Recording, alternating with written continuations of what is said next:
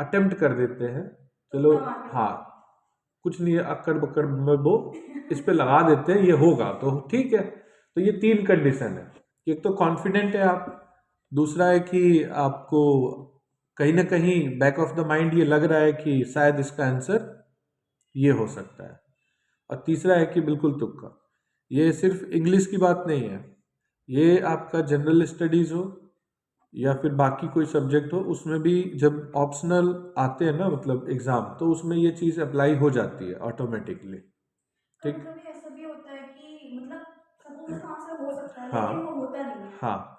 तो अब मैं ये कहने मेरे कहने का मतलब ये है कि हम जब तुक्का लगाते हैं तो वो दो तरीके से होता है।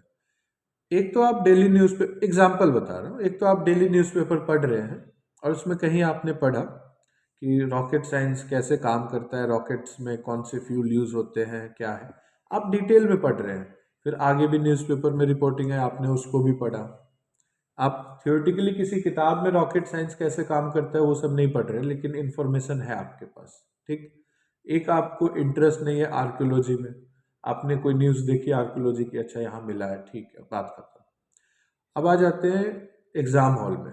एग्जाम हॉल में आपको दो क्वेश्चन मिलते हैं, एक पे एक रॉकेट साइंस के ऊपर मिलता है और एक मिलता है आर्कियोलॉजी के ऊपर। अब आपका ब्रेन क्या कहेगा कि दोनों चीजें हैं, दिमाग में तो दोनों चीजें, अखबार में दोनों चीजें पढ़ी थी, न्यूज़पेपर में आर्कियोलॉजी वर्ड भी था और रॉकेट साइंस भी था।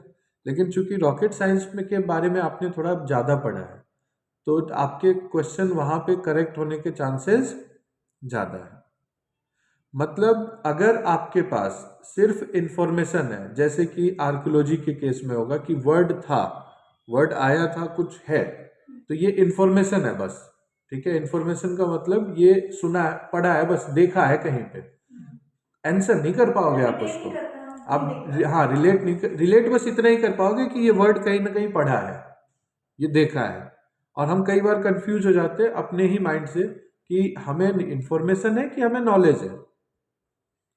जो आपने पढ़ा, जो देखा, वो इन्फॉर्मेशन है, और जिसके बारे में आप अच्छे से जानते हैं वो नॉलेज है। ठीक है। तो कभी कभी न्यूज़पेपर के या वैसे कोई मैगजीन पढ़ रहे हैं, कोई आर्टिकल पढ़ रहे हैं और डिटेल में आपने पढ़ा, तो वो नॉलेज की कैटेगरी में चला जाएगा। उस केस में जब आप तुक्का लगाओगे, थियोरेटिकली प्रिपेयर नहीं किया आपने, लेकिन उस केस में जब भी आप तुक्का लगाओगे तो मोर देन 50% चांस है कि वो क्वेश्चन आपका सही होगा।